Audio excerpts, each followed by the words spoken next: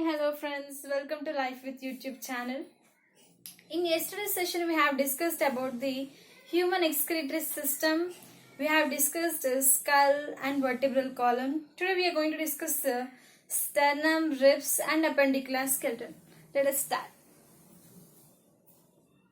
Human skeletal system.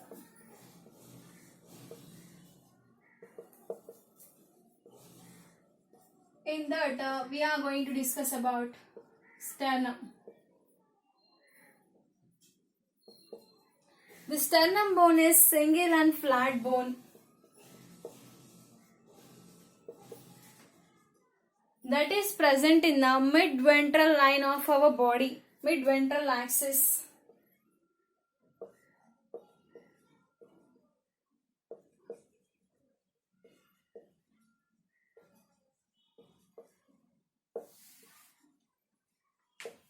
And it has three parts.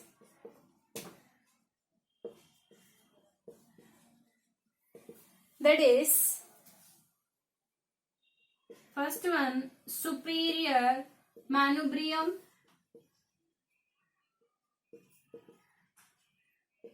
middle body, and inferior xiphoid process. Observe diagram here.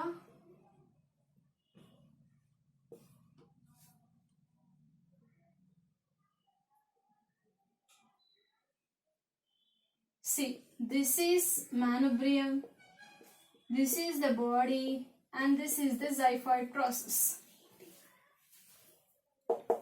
This is present in the mid-ventral line of the main axis of our body, hence it is called the axial skeleton. Now, we can discuss about ribs. Observe carefully.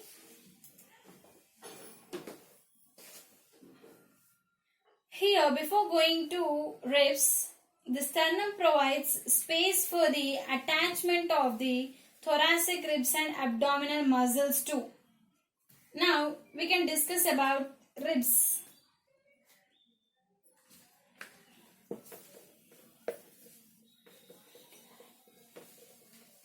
I think all of you know how many pairs of ribs we have. We have 12 pairs of ribs.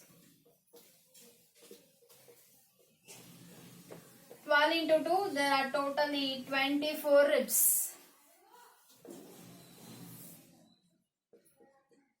Ribs are of 24 in number or 12 pairs.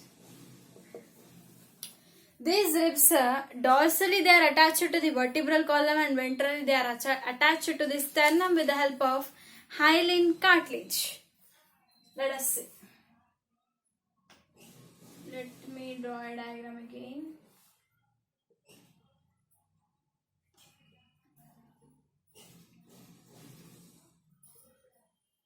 See.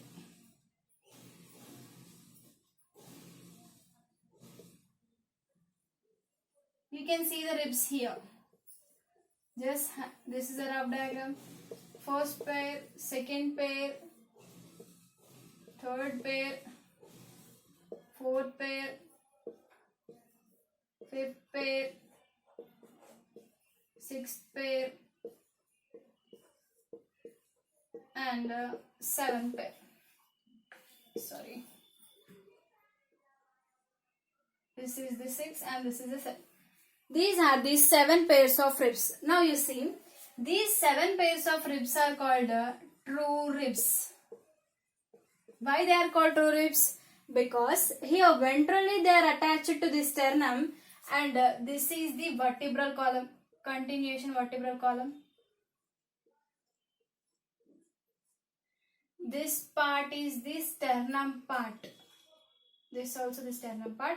And this is the vertebral column. Hence, dorsally they are attached to the vertebral column and ventrally they are attached to the sternum. Dorsally they are attached to the vertebral column, that is of with thoracic vertebra, and ventrally they are attached to the sternum with the help of hyaline cartilage. Hence they are called true ribs, and those ribs are called vertebrosternal ribs, because as they are attached in that way. These are first 7 pairs of ribs are called in this manner. And remaining 5 pairs are called false ribs. Remaining 5 pairs of ribs are called false ribs. And 8th, 9th, 10th pairs of ribs are called vertebrochondral ribs. Vertebrochondral ribs. What are those? 8th, 9th and 10th.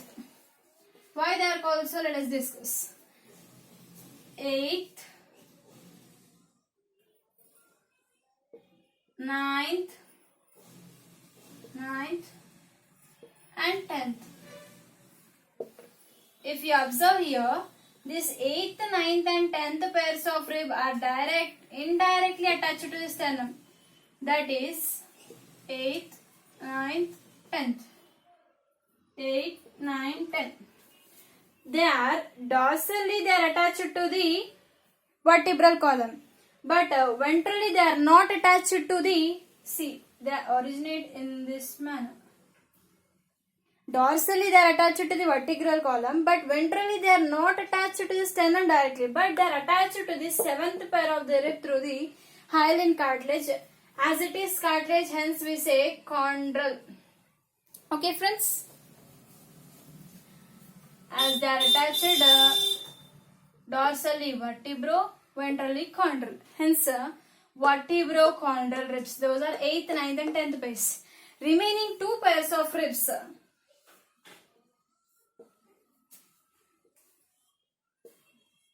Remaining 2 pairs, that is 11th and 12th pairs of ribs are called floating ribs.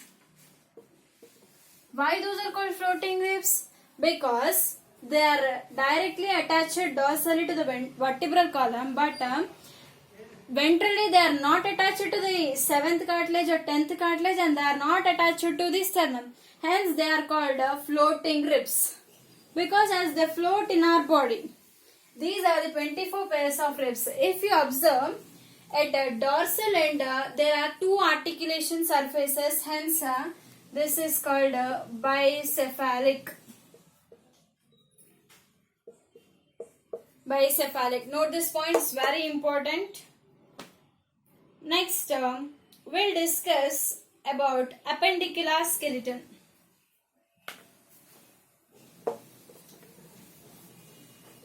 As we had seen yesterday, in axial skeleton there are 80 bones, and in appendicular skeleton there are 126 bones. Total counts 206 bones.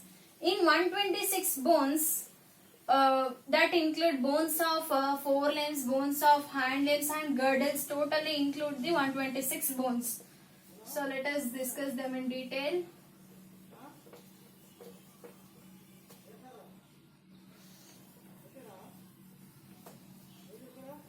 So let us see the, as I gave you yesterday, I will give you today also, I will give you a count. Appendicular skeleton. This total count is 126 bones. So let us see forelimb bones.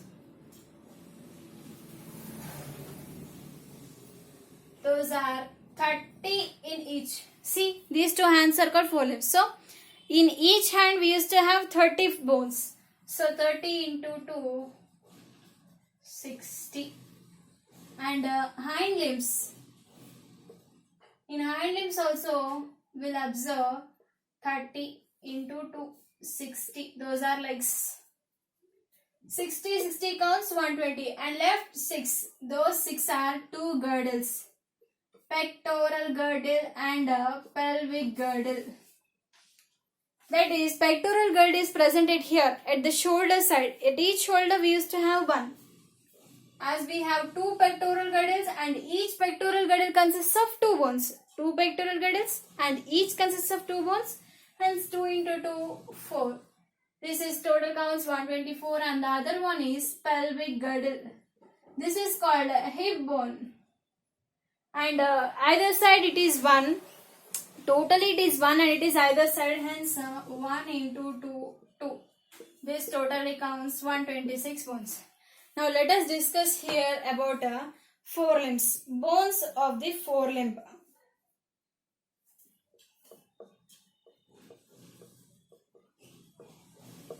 The forelimb consists of humerus bone, ulna, radius, and carpals,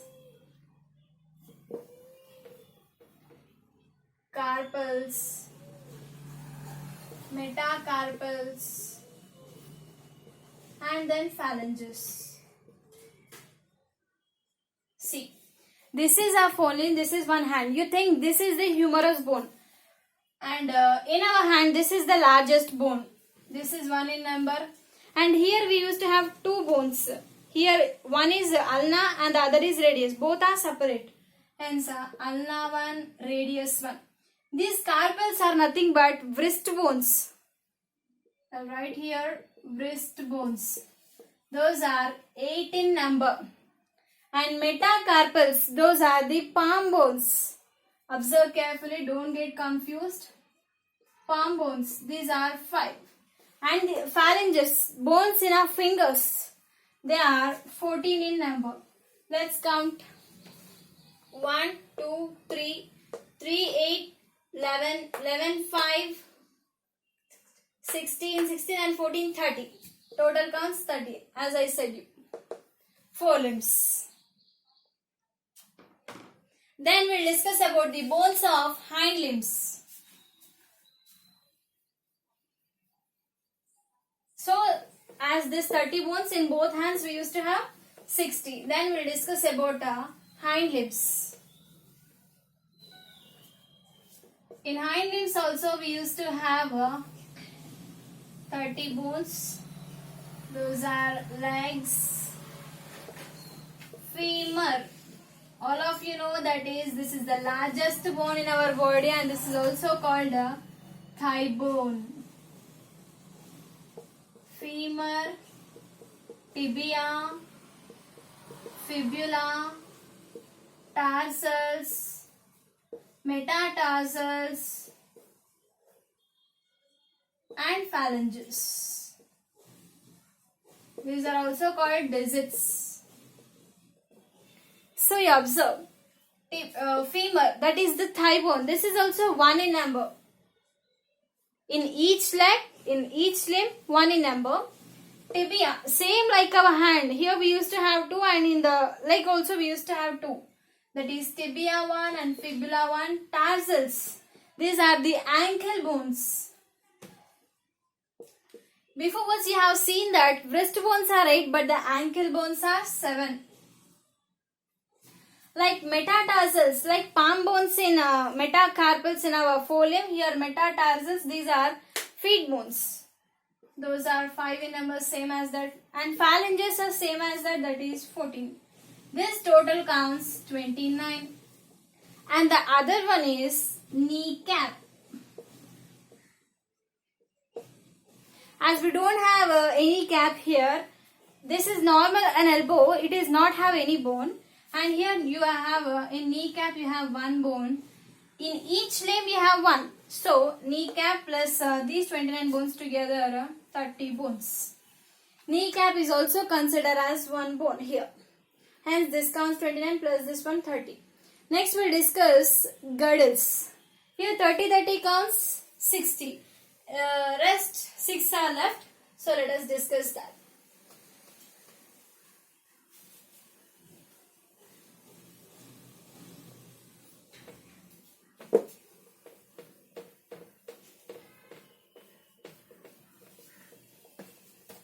Let us discuss about the pectoral girdle first. This one. Pectoral girdle consists of 2 halves and helps in the articulation of the upper limbs and the axial skeleton. Pectoral girdle. It consists of 2 halves and it helps in the articulation of our upper limbs and the axial skeleton. It has two bones. It is divided into two. That is clavicle, collarbone at here, at this region, and scapula. This scapula is a large triangular flat bone. You observe.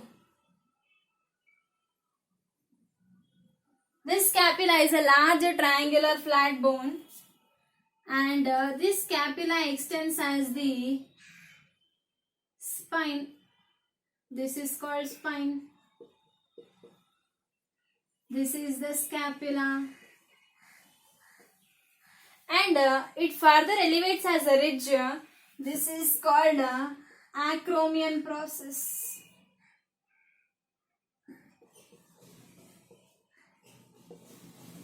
And the clavicle articulates with this acromion process. The acromion process also articulates with the clavicle to help movements of our shoulder. Here there is a depression in the below the acromion process. This is called glenoid cavity. Observe it carefully. This is the pectoral girdle. Now we can see that below the acromion process, this is the glenoid cavity, which articulates with the head of the humerus. This is the head of the humerus that articulates with the shoulder to form a shoulder joint. Here we also observe another process is called coracoid process. So as there are two bones in each pectoral girdle, total bones are 4. I think you are cleared about this. Now let us discuss about pelvic girdle, that is the hip bone.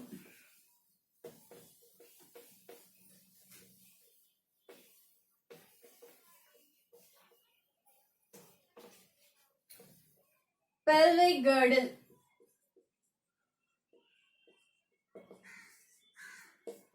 Okay, pelvic girdle. Let us draw a diagram of it.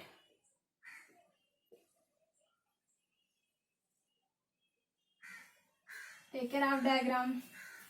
Now, okay, let us discuss them in detail.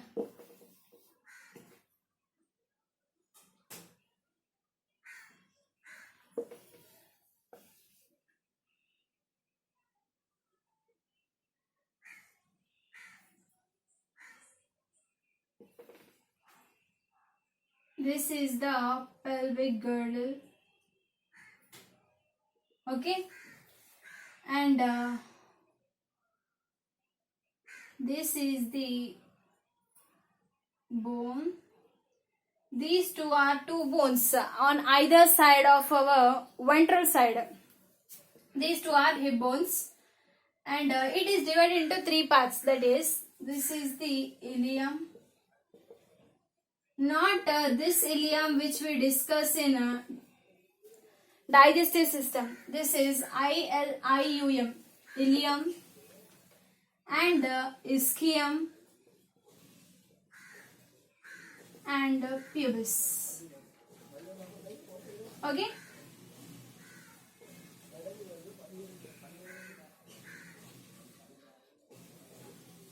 Okay.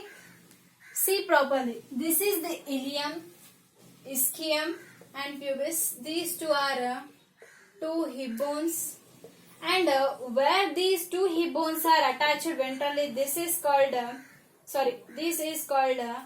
acetabulum. Acetabulum. And the attachment of the two hip bones ventrally, this one is called pubic symphysis. Can you able to see?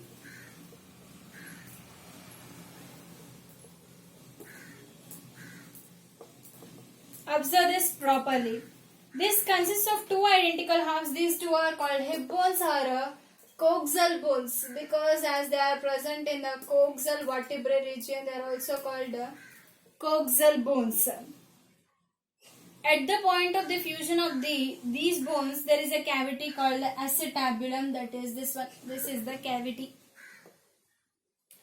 Two halves of the pelvic girdle meet ventrally to form the pubic symphysis containing a fibrous cartilage. This pubic symphysis has a fibrous cartilage in it. So, as there are two bones, hence 1 and 1, 2 bones. Total counts 126 bones. 126 appendicular skeleton bones plus 80 axial skeleton bones. Total counts 206 bones. So I think you are clear with this. Okay, thank you. If you like this video, please share and subscribe. Thank you.